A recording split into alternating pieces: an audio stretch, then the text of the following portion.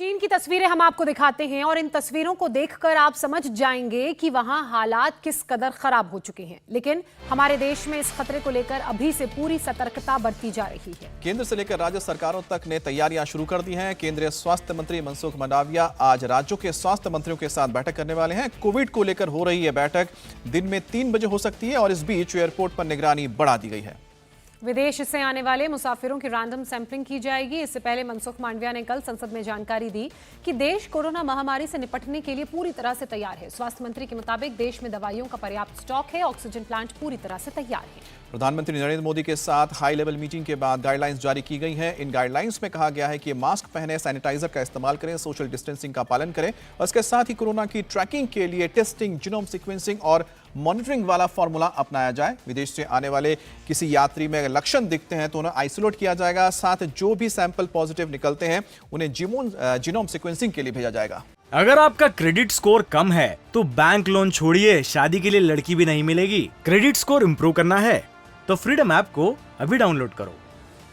भारत में हालात फिलहाल काबू में हैं। पिछले 24 घंटों की बात करें तो 184 नए मामले जरूर मिले हैं, लेकिन BF7 वेरिएंट के 4 ही केसेस फिलहाल देश में हैं। और आपको बता दें कि सरकार इन समस्याओं से, कोविड की परेशानी से निपटने के लिए कोई कोर कसर नहीं छोड़ना चाहती।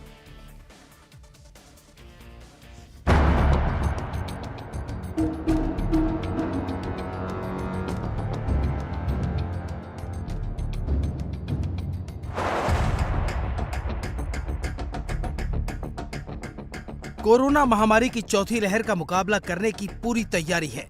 इस तैयारी की पूरी डिटेल आपको देंगे, लेकिन सबसे पहले देखिए हमारे देश में इस वक्त कोरोना की स्थिति क्या है। पिछले 24 घंटे में 185 नए केस मिले हैं, जिनमें सबसे ज्यादा 84 केस केरल में मिले हैं। देश में कुल एक्टिव केस 3408 है और अब तक कोरोना के नए वेरिएंट BF7 के 4 केस मिले हैं। ये लहर महामारी न बन जाए, इसलिए सरकार ने कमर कस ली है और हर बार की तरह इस बार भी कमान संभाली है प्रधानमंत्री नरेंद्र मोदी ने। स्वास्थ्य मंत्रालय और गृह मंत्रालय के बीच मैराथन मीटिंग में इस लहर का मुकाबला करने की जो रणनीति बनी है, उसके मुताबिक टेस्टिंग के बाद अगर लक्षण पाए जाते हैं तो मरीज की जीनोम सीक्वेंसिंग की जाएगी, ताकि ये पता लग सके कि वायरस आया कैसे, और उसके बाद मॉनिटरिंग की जाएगी, यानी किसी तरह की कोई ढिलाई नहीं। प्रधानमंत्री मोदी की मीटिंग में पूरा प्रेजेंटेशन रखा गया। बताया गया कि महामारी से निपटने की क्या तैयारी है। इस मीटिंग में इस बात पर चिंता जाहिर की गई कि लोगों में लापरवाही बढ़ी है। इसके लिए पब्लिक प्लेस पर मास्क पहनने की सलाह दी गई है।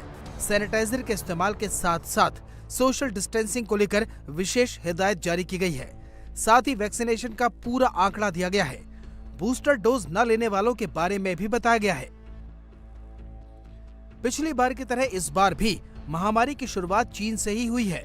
चीन में हालात हर घंटे बिगड़ रहे हैं और इस विस्फोट का दुनिया पर असर पड़ना तय है। भारत में चीन से कोई भी डायरेक्ट फ्लाइट नहीं आती। बावजूद इसके भारत में BF7 के जो मरीज मिले हैं वो विदेश से ही आए हैं, इसलिए अब इंटरनेशनल ट्रैवलर की कड़ी मॉनिटरिंग होगी। एयरपोर्ट पर विदेश से आने वाले 2% मुसाफिरों की रैंडम सैंपलिंग होगी। अगर उनमें कोरोना के लक्षण पाए जाते हैं तो आइसोलेट किया जाएगा और इलाज के साथ साथ सारे सैंपल जीनोम सीक्वेंसिंग के लिए भेजे जाएंगे। विदेश से आने वाले यात्रियों को सलाह दी गई है कि एयरपोर्ट से बाहर आने के कुछ दिन बाद भी अगर उन्हें लक्षण दिखे तो वो फौरन इसकी जानकारी दें। चीन के हालात पर सरकार की पैनी नजर है। चीन को लेकर इंटरनेशनल ट्रैवल के लिए फिलहाल सरकार स्थिति का आकलन कर रही है। मैं सिर्फ ये कहना चाहूँगा कि चाइना की जो स्थिति है वहाँ कोविड के वहाँ पे हम उस पर नज़र बनाए हुए हैं। हमने पहले भी कहा था कि हमारी उम्मीद ये है कि पूरी मानवता कोविड महामारी के पूर्ण रूप से उभर कर सक्षम रूप से ऊपर कर निकले, और हमने हमेशा हमारी तरफ से फार्मेसी ऑफ द वर्ल्ड के रूप में हमने मदद की है दूसरे देशों को। और चाइना में जो हो रहा है, मैंने जैसे कहा, हम करीब से नज़र बनाए रखे हुए हैं और ट्रैवल रेगुलेशंस में अगर कोई अपडेट हो बताएंगे। और एडवाइजरी की भी हमारी तरफ से भी कोई एडवाइजरी जारी नहीं हुई है। हमारी अपेक्षा यही रही कि जो भी कोई रहता है किसी देश में, वहाँ के हेल्थ गाइडलाइंस जो भी हो उनको वो पूरी तरह मानकर चले।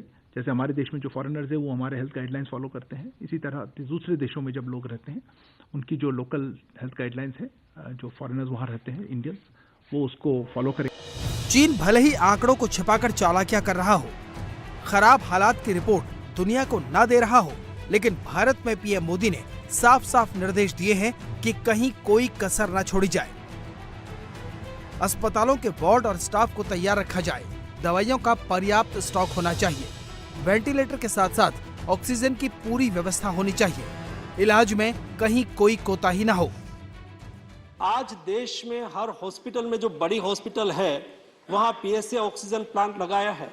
मैं रेगुलर मिनिस्ट्री से हर 15 दिन में रिव्यू करता हूं कि बंद तो नहीं हो गया है ना, चालू है ना, क्योंकि उसको चलाने के लिए भी बहुत बड़ा खर्च होता है और रिक्वायरमेंट हॉस्पिटल की कम होती है।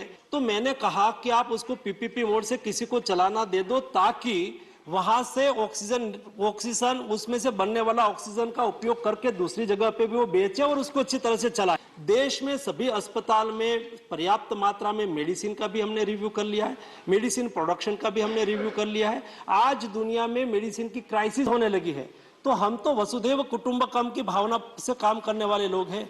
जब लास्ट दुनिया में मेडिसिन की क्राइसिस हुई थी, तब प्रधानमंत्री जी ने मुझे निर्देश दिया था कि नहीं केवल भारत की रिक्वायरमेंट को पूरी करना है, लेकिन दुनिया को भी मदद करना है। और आज हम तैयार हैं हमारे देश की मेडिसिन की रिक्वायरमेंट पूरी करें, आज हम तैयार हैं देश की वैक्सीन की रिक्वायरमेंट पूरी करें, और आज हम तैयार हैं आने वाले दिनों में, आज एक्सपर्ट कमेटी ने उसको अनुमोदित कर दिया है नेशनल वैक्सीन को, वो भी आ जाएगा। तो उसमें कोई इंजेक्शन लेना नहीं है, नोज में ड्रॉप डाल देना है, आप सिक्योर हो गए।